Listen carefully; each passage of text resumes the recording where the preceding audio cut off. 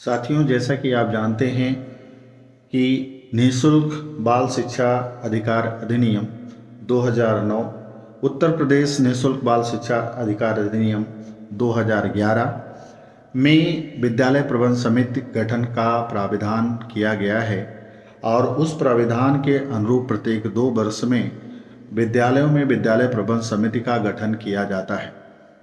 इसी क्रम में प्रमुख सचिव महोदय के द्वारा 15 नवंबर 2022 को एक शासनादेश निर्गत किया गया है, जिसमें पुनः सभी विद्यालयों में 2 वर्ष के लिए विद्यालय प्रबंध समिति का गठन किया जाना है। ये गठन कैसे होगा, किस तरीके से होगा, इस पर आज हम लोग चर्चा करने वाले हैं। सर्वप्रथम आप ये समझ लीजिए कि इस जो विद्यालय प्रबंध समिति का स्ट्रक्चर है उसको जान लेना हमें आवश्यक है। ये 15 सदस्यीय एक स्ट्रक्चर होता है विद्यालय प्रबंध समिति का, जिसमें से 4 सदस्य को छोड़ करके जो 11 सदस्य होते हैं वो हमारे विद्यालयों में पढ़ने वाले, यानी प्रत्येक उस विद्यालय में पढ़ने वाले बच्चे के अभिभावक होते हैं अथवा माता पिता होते हैं जो उसी विद्यालय में अध्ययनरत हैं। तो इनमें से पहले हम बात कर लेते हैं 4 वो सदस्य कौन से होते हैं जो अभिभावकों से इतर होते हैं। तो अभिभावकों से इतर जो 4 सदस्य होते हैं वो एक सदस्य होते हैं जो उस स्थानीय प्राधिकारी के द्वारा नामित एक निर्वाचित सदस्य, अर्थात जो पंचायत का सदस्य होता है, ग्राम प्रधान द्वारा नामित किया गया हो और पंचायत का सदस्य हो, वो उसका सदस्य हो जाता है। एक सदस्य ये कंपलसरी है। दूसरा, उस क्षेत्र की एनम या मिडवाइफ होती हैं या आशा बहू जो उसकी जो है सदस्य हो जाती हैं। तीसरा है माननीय जिलाधिकारी महोदय द्वारा नामित सदस्य। तो जिलाधिकारी द्वारा नामित सदस्य के रूप में लेखपाल उसके सदस्य होते हैं। 3 ये मेंबर जो होते हैं वो ऑटोमेटिकली हो जाते हैं। चौथा जो मेंबर होते हैं वो हमारे जो विद्यालय के प्रधानाध्यापक या प्रधानाध्यापक ना होने की दशा में जो वरिष्ठ अध्यापक होते हैं या इंचार्ज होते हैं, वही उसके जो है सचिव के पद पर कार्यरत रहते हैं या होते हैं। तो 4 का ये स्ट्रक्चर होता है। फिर 11 सदस्य नामित करने होते हैं। इनका नामांकन कैसे होता है ये आप थोड़ा सा समझ लेने की आवश्यकता है। 11 जो सदस्य हैं, इन 11 सदस्यों का चुनाव आम सभा में किया जाता है। आम सभा में कौन उपस्थित होता है?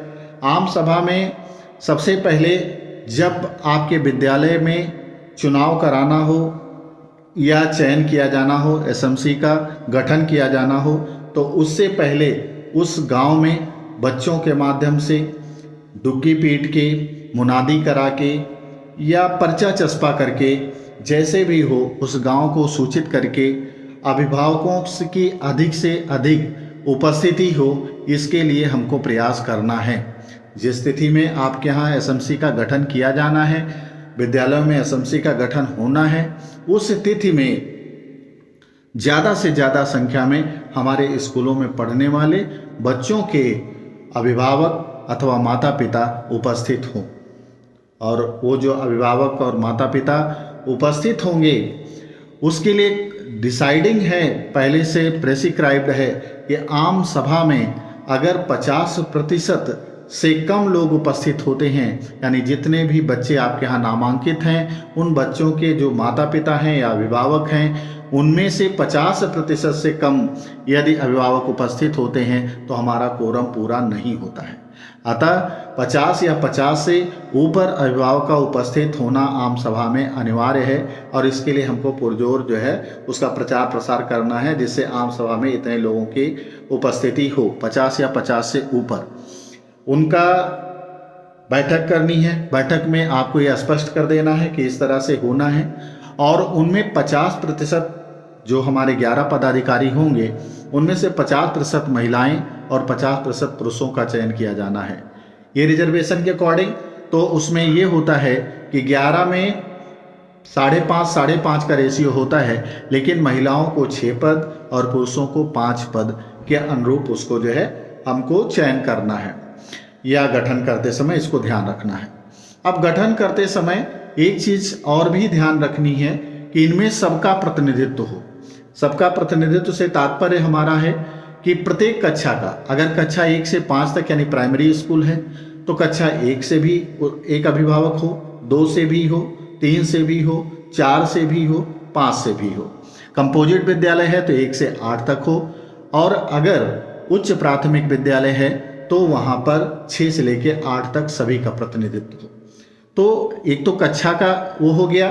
दूसरा ये है, एक अनुसूचित जाति, अगर अनुसूचित जनजाति के बच्चे हैं तो उनमें से एक अभिभावक कंपलसरी है, अनुसूचित जाति का, एक पिछड़ा वर्ग का, और एक जो है आपका गरीब तबके का बच्चा जो हो, उसके अभिभावक को शामिल होना उस कमेटी में, जो 11 की समिति है उसमें कंपलसरी है।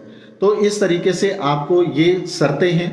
और ध्यान ये रखना है कि जब आप अध्यक्ष का चुनाव करें तो अध्यक्ष का चुनाव करते समय, चूंकि ये कार्यकाल 2 वर्ष के लिए होता है, तो अगर वो बच्चा कक्षा 5 में है और उसके अभिभावक का चयन कर लेते हैं, तो ऐसी स्थिति में वो बच्चा एक ही साल आपके पास रहता है, तो निश्चित रूप से वो उसे अध्यक्ष के उसमें नहीं रखा जाना है। या तो उसका बच्चा किसी और क्लास में 4 में 3 में भी पढ़ता हो, या ये ध्यान रखना है चयन के समय कि ये इस तरीके से अध्यक्ष का हमको चयन करना है कि जिसको 2 साल तक उसका बच्चा जरूर स्कूल में रहे।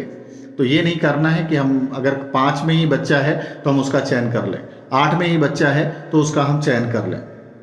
तो इसको एक कंपलसरी है कि इसका भी दृष्टिगत हमको रखना है, इसको भी ध्यान में रखना है। तो इसके अकॉर्डिंग ही हमको जो है उसका चयन करना है। चयन करते समय एक तो ये होता है कि कोई स्वेच्छा से हुआ कि नहीं, मैं कार्यकारिणी में रहना चाहता हूँ, मैं इसमें जो है पदाधिकारी बनना चाहता हूँ, मैं विद्यालय के लिए समय देना चाहता हूँ, अपने बच्चों के लिए समय देना चाहता हूँ। ऐसे अगर 11 लोग हो गए तो 11 लोगों का चयन आप आम सहमति से कर लें। आम सहमति अगर उन पर नहीं बन पाती है 11 लोगों में, जो महिला पुरुष का रेशियो है उसके अकॉर्डिंग नहीं बन पाती है, आम सहमति नहीं बन पाती है, तो खंड शिक्षा अधिकारी महोदय या उनके प्रतिनिधि के रूप में कोई उपस्थित होकर के, और जो माननीय जिलाधिकारी महोदय के द्वारा नामित अधिकारी हैं जो पर्यवेक्षक के रूप में हैं, उनकी उपस्थिति में गुप्त मतदान कराया जा सकता है और गुप्त मतदान के द्वारा उसका चुनाव किया जा सकता है। तो इस तरीके से आप एसएमसी का गठन कर लेंगे और इस तरीके से आपका गठन हो जाएगा। इनमें मुझे लगता है कि अब बहुत ज़्यादा कोई चीज़ नहीं है कि जो क्लियर ना हो आपको। तो इस तरीके से आप एसएमसी का गठन कर लेंगे, लेकिन ध्यान ये रखना है कि ऐसी स्थिति क्रिएट ना हो कि मुझको सूचना नहीं मिली या मेरा कोरम 50% से कम रहा। और कोरम पूरा करने का मतलब उस समय जितने लोग उपस्थित होते हैं अभिभावक, उनके अंगूठा या अथवा सिग्नेचर लिया जाना अनिवार्य है कि कौन कौन आम सभा में उपस्थित रहा है। तो उसका एक रजिस्टर हो, आपका पूर्व में एजेंडा जारी हो, कितने तारीख को बैठक है उस एजेंडा का लिखा जाना, एजेंडा जारी होने के बाद बैठक आहूत किया जाना, बैठक पर्यवेक्षक की उपस्थिति में कराया जाना, उसके बाद में विद्यालय प्रबंध समिति का नियम के अनुसार गठित किया जाना। ये संपूर्ण कार्रवाई है और 30 नवंबर तक इसे पूरा कर लेना है, जिससे हमारी जो नई समिति हो, जब हम इस समिति का कार्यकाल 30 नवंबर को खत्म हो रहा है, तो 1 दिसंबर से हमारी नई समिति कार्य करना शुरू कर दें।